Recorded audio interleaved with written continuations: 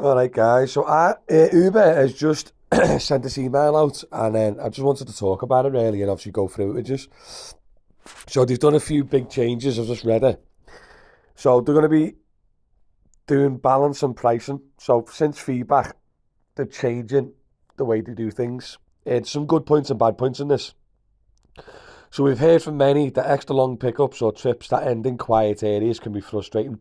We want to fix this. We want to tell you about new smart pricing technology we're introducing that aims to help get the right price for everyone. You could earn more for long pickups or trips to quiet areas. From Monday the 21st of November, we are making improvements to our smart pricing technology using real-time data aiming to get the right upfront price based on a number of new and existing factors. These factors could include things you are familiar with, like the distance and duration of your trip, traffic and road closures, plus new factors like live demand at the destination. This change helps to make the pricing of trips more balanced. For example, now this is good, the price may be higher if it's a very long pickup. The price might be higher if there's a lower demand at the destination, meaning you may not get a return. So as an example, if we go from Liverpool to say somewhere in Chester or Northwich, where it's all like in the country, we should get a higher price for that because we might have to drive back empty, which is good. But then they add this, so they give us a bit, but then they take away.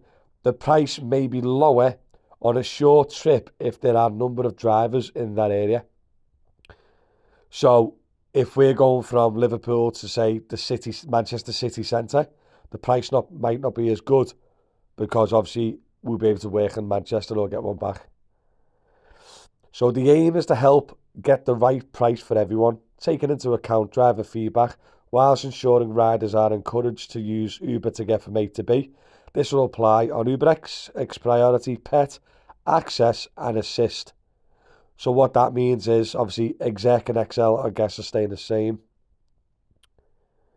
What will be changing? So scenarios where the trip payments may be lower than the upfront price. Right, I've knew about this has been for a while, but it was like 25%. So in the majority of cases, you'll receive the upfront price or higher. So if you get offered £10, it'll be either higher or £10 minimum.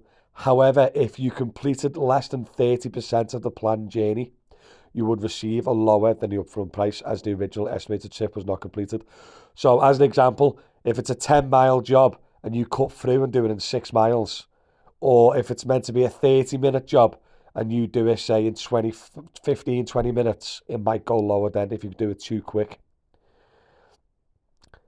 Please note that your tip payment may still continue to be adjusted in very specific scenarios, such as an issue with your vehicle that meant you could not complete the trip, or you made an error when using the Uber app. You can check the driver terms anytime for more details. This is a big change. They won't be highlighting fixed time and distant rates. So from now on, the ball in Uber's hands with the pricing. The introduction of smarter pricing technology means it no longer useful for us to share fixed time and distance rates with you, as these will not be reflected of real-time upfront pricing you'll see in each trip.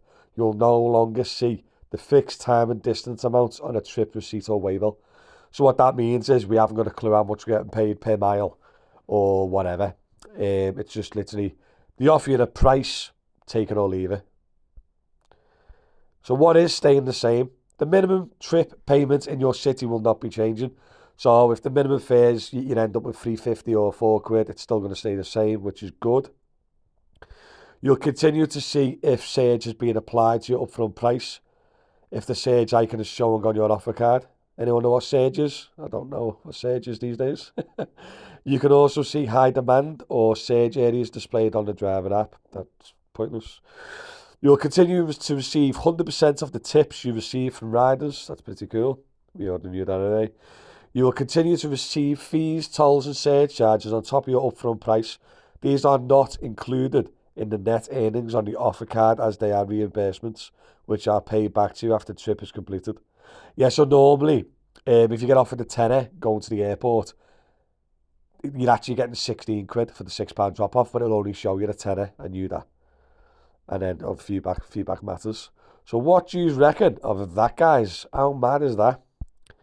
It'd be interesting to see what type of pricing we get and what offers we get. But lately we've been seeing a lot of 200 milers for £200.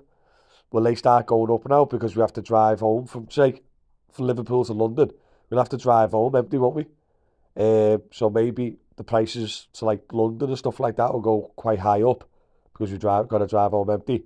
But if we get a job, say Liverpool to Manchester City, because it's a built-up area we're going to, does that mean the price going to the Manchester City or the airports are going to be less now?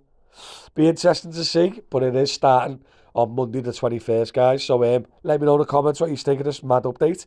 And yeah, what a crazy Saturday. Keep us updated, guys. Nice one. Peace out.